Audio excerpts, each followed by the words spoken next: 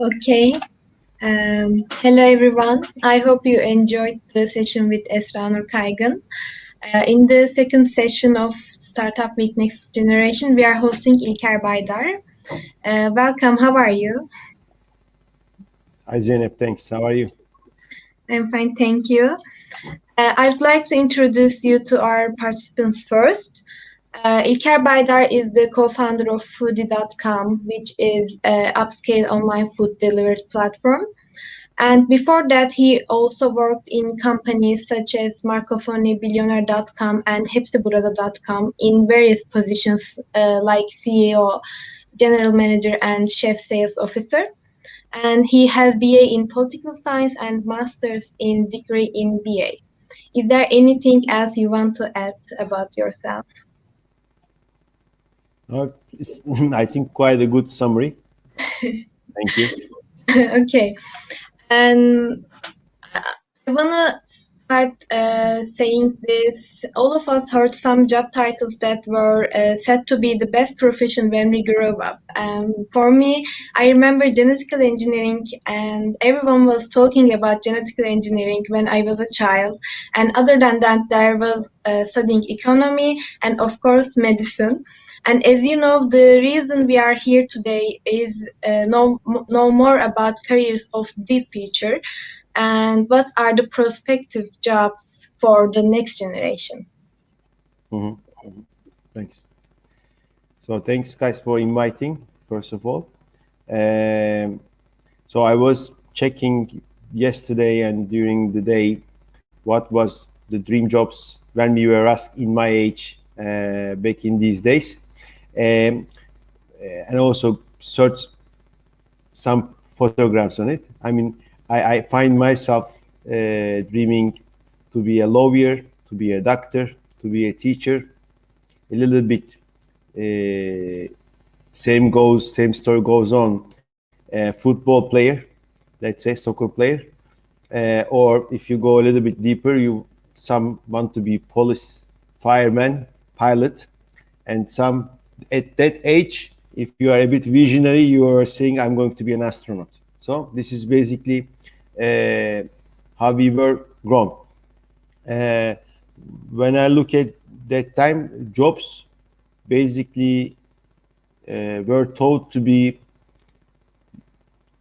to secure your way to live your life. That was basically how it was designed. So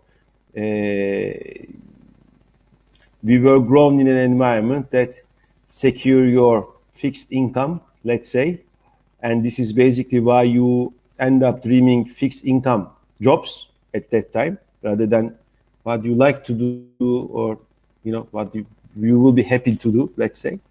And at the end of the day, what I can say, a lot of people, my friends, we basically even didn't know consciously choose our way in university.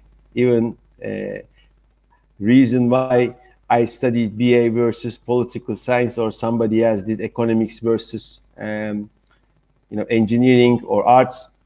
We basically found ourselves like 5-10 years later. If I had this conscious level of today, I would have gone through a different education. We can find more than 70-80% of my people age. But life goes on and you always have the opportunity to catch up what you basically think you missed.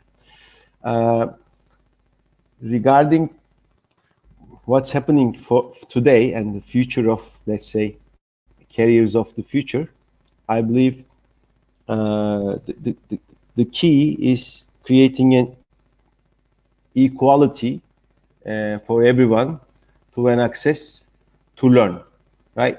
This is basically the fundamental, creating the equity, which is basically, for me, a combination of partly government to regulate from a regulation perspective, but more on industries, which I believe highly disconnected. The business is highly disconnected from K-12, but even from universities. And I think now I find myself late and small as an entrepreneur, and I think the solution will be more on, let's say, entrepreneurs um, who will create solutions for this, let's say, socially investment areas. And for me, the opportunities, carries for the future will be more on, first of all, entrepreneurship, regardless of category. So you be better, you will be your own engineer, your own doctor, your own CEO. I think this is basically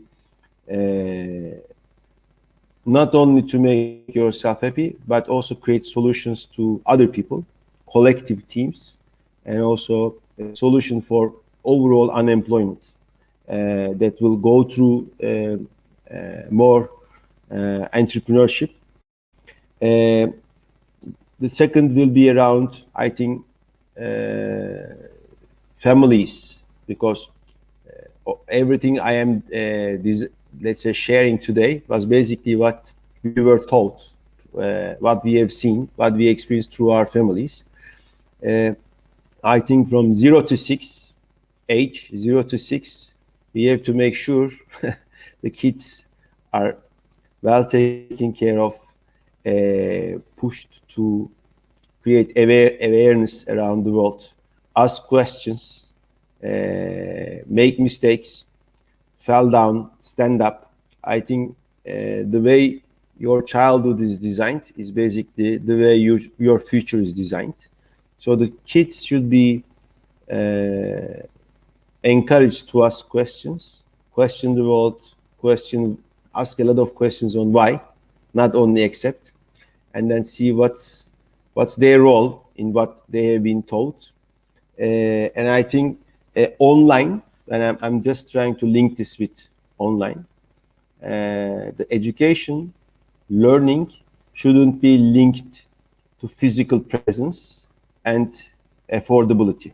So I think things like, right to express your feelings, education, access to education, legal rights. There are some, let's say, over government, over politics topics. Education is one of them.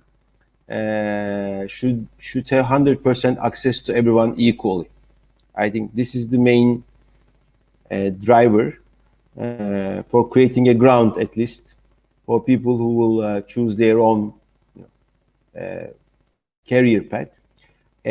Back next to this, I think first of all, there will be much more entrepreneurs as a job than today's dream jobs. So I don't think people are dreaming to become a CEO or manager or whatever of an established company. This will still be, for me, 20-25% of the careers of the future. But as a step to do your own job, maybe you need to do this to learn before you jump into your own job. And I think it will be more and more around engineering compared to art terms. So we had BA in, a lot of political science, history, this kind of things that you can read and learn. You don't need to go for a 4-year university. I think universities will stay good for socialization, networking, growing by helping each other. But I think going through more engineering will be more 50% more than future jobs in my area. I mean, not limited to software development, not limited to industrial engineering, but I think everything around engineering, everything around design. It's not only interior design, exterior design, but basically we all need to learn how to design the world around us. Coding is a part of this design world. And I think it will be more jobs compared to today, more social. It's jobs to do the entire world better. I mean, either it's climate, either it's temperature, either it's, food. There will be more and more and more awareness around the sustainability of the world. So this is, I think, more, and I think this will make money in the future. In the past, it's basically we ignored a lot of good stuff because it has no meaning in terms of earning money. Basically, then the value was designed around how much money, how easy and how much money you can earn. This was one of the main drivers of choosing career path. So I believe for future, people, let's say, online education will represent over 50%, as I said, and I don't think we need to go for universities in our nations. I mean, we can dream for high schools and universities across the world, and go for more engineering, design, art, this kind of things. And I think everybody will try to do on their own. I mean, when I say entrepreneurship, not necessarily you basically become personally entrepreneur. 2 friends, 5 friends, 10 friends collectively can dream things and do on their own. And I think this should be a mandatory investment area for governments and for industries. Make sure the young population will have access to information and create their own jobs.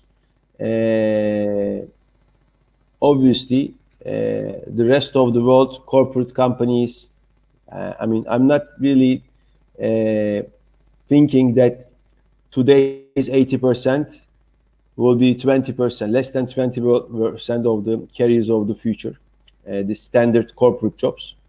This is basically how I believe for the moment. And when I look in my own career, I see basically you learn by doing. None of the, I can say 80% of my career from an industry perspective was unplanned.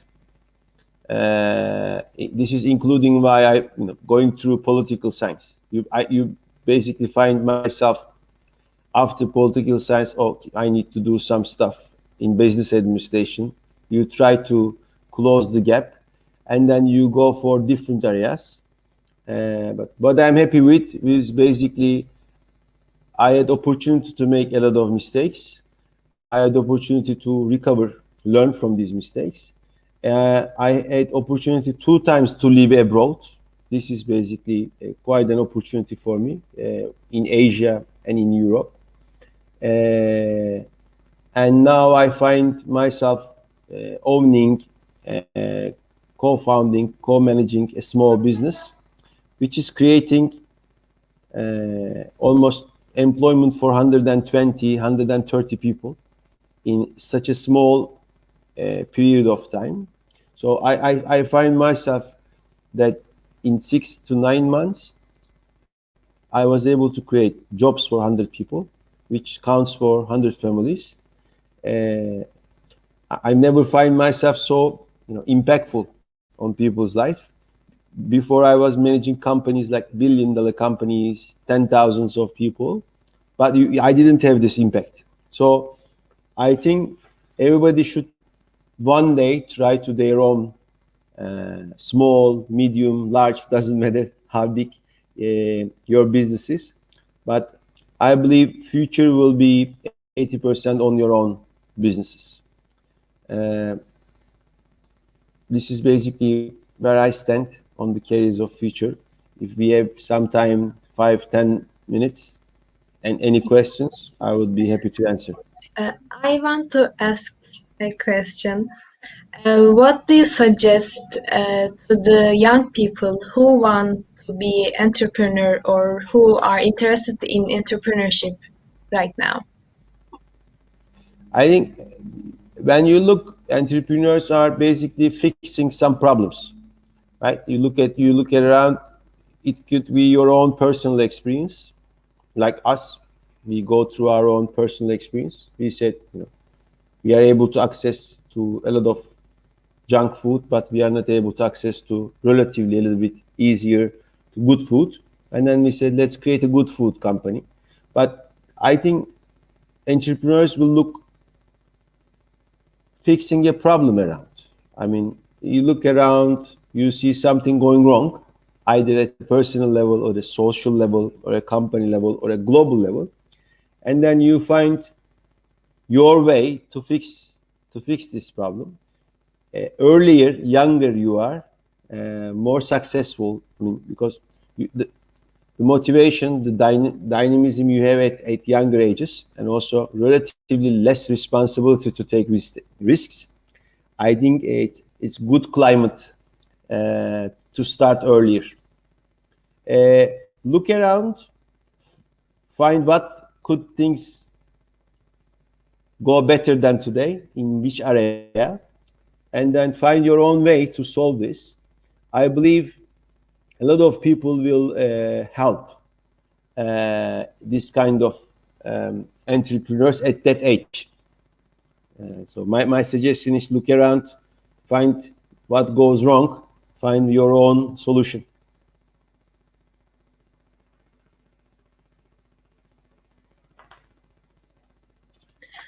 Okay. I want to ask another question.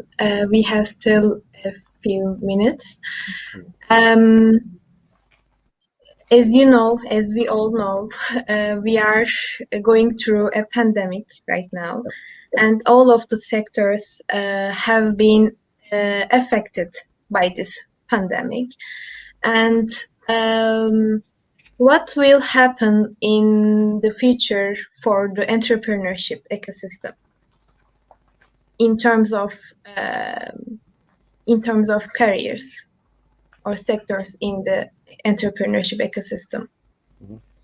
Look, I think, maybe I'm not objective or enough to answer this question, as I'm more or less in the middle of online world. I believe a pandemic showed that world needs to change, at least. Like either it's with your own will or you find yourself changed or disrupted. I believe for the entrepreneurs,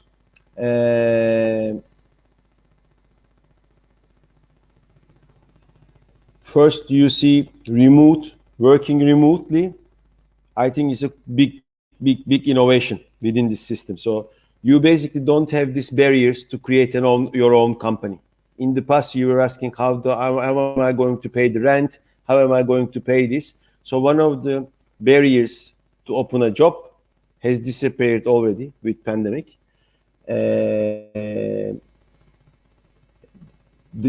Some of the jobs, unfortunately, in some industries like F&B, food, hospitality. So I think some of the jobs are deeply impacted because of this pandemic.